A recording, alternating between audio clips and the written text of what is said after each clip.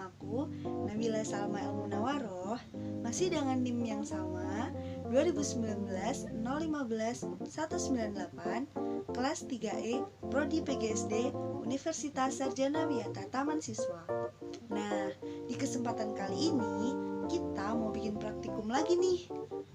Kira-kira praktikum apa ya kali ini? Nah, untuk praktikum kita yang kali ini, kita mau membuat model sederhana dari organ pernapasan manusia, yakni paru-paru. Nah, mau tahu kan gimana kita praktikumnya? Yuk, kita lihat video yang berikut ini. Nah, teman-teman, kali ini tujuan praktikum kita ada dua. Yang pertama, siswa dapat membuat model alat pernafasan pada manusia. Yang kedua, mengamati mekanisme inspirasi dan ekspirasi pada pernafasan manusia.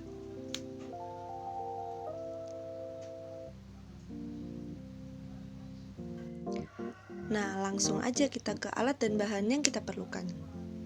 Yang pertama, kita butuh gunting. Selanjutnya, kita butuh 3 buah balon. Yang ketiga, kita butuh sedotan. Sedotannya yang lubangnya besar ya teman-teman.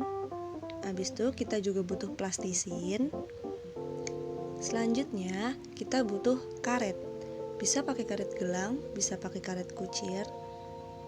Seadanya di rumah aja teman-teman. Terus kita juga butuh pisau. Kalau nggak ada pisau boleh pakai cutter, tapi hati-hati ya. Terus kita butuh isolasi atau lakban. Dan yang terakhir kita butuh botol plastik bekas yang ukurannya besar. Oke, masuk ke cara kerjanya atau praktikumnya. Pertama-tama kita ambil botol yang besar tadi. Oh iya, jangan lupa botolnya tutupnya udah kita lubangi ya teman-teman. Terus kita potong bagian tengahnya. Pelan-pelan kita pakai cutter atau pisaunya. Kalau udah terpotong, lalu kita siapkan sedotannya yang tadi. Nah, kita pakai gunting buat potong bagian bawahnya ya. Tadi kita punya 3 sedotan, yang satu itu dipotong jadi 2, yang satu dibiarkan panjang aja. Nanti yang dipotong jadi 2 itu bakal membentuk cabang dari sedotan yang panjang. Kita bentuk seperti huruf Y ya teman-teman. Jadi nanti ada 2 saluran. Sebagai saluran paru-paru kanan dan saluran paru-paru kiri. Kita pakai isolasi untuk merekatkannya.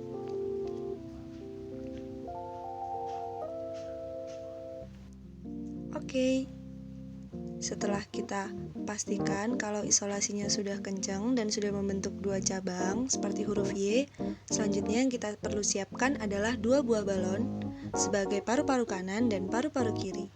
Nantinya kita pasangkan di 2 cabang sedotan tadi ya. Nah, kita gunakan karet sebagai pengaitnya. Tapi jangan terlalu kencang ya teman-teman. Takutnya nanti nggak ada rongga untuk udara masuk. Kita ikatkan.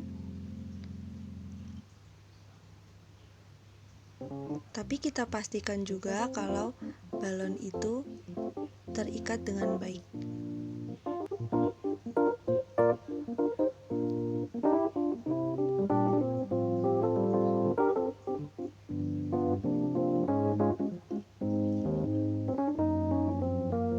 Oke, udah jadi paru-paru kanan dan paru-paru kirinya. Langkah selanjutnya, kita ambil botol yang tadi sudah kita lubangin untuk kita masukkan sedotan dan juga balon yang sebagai paru-paru tadi. Jadi nanti balon ini diibaratkan paru-paru kanan dan paru-paru kiri, sedangkan selang yang di atas itu kita ibaratkan batang tenggorokan ya teman-teman.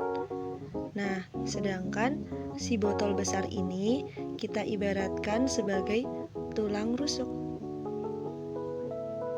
Nah, selanjutnya kita bikin diafragmanya.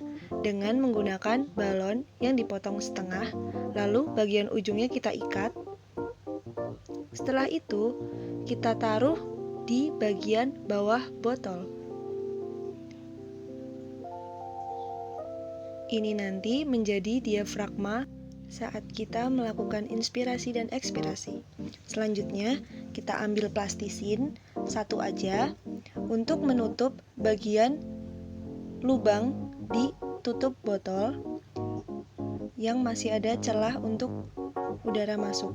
Sebisa mungkin semua celah itu kita tutup menggunakan plastisin ya teman-teman, biar nanti kita ambil udaranya maksimal lewat satu selang di atas.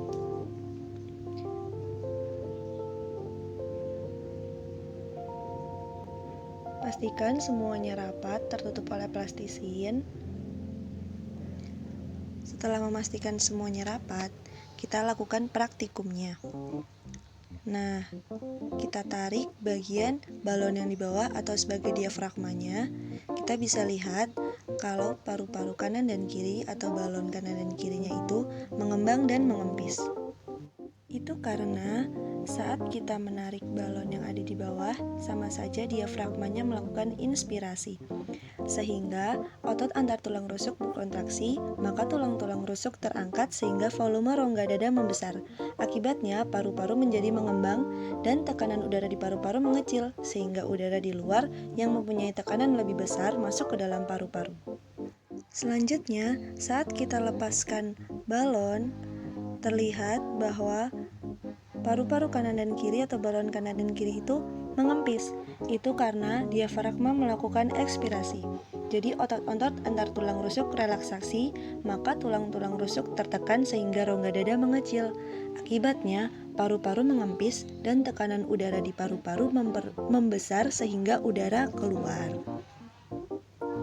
Kita lakukan percobaan ini secara berulang-ulang ya. Oke. Sekian praktikum kita pada kali ini. Sampai jumpa di kesempatan lainnya.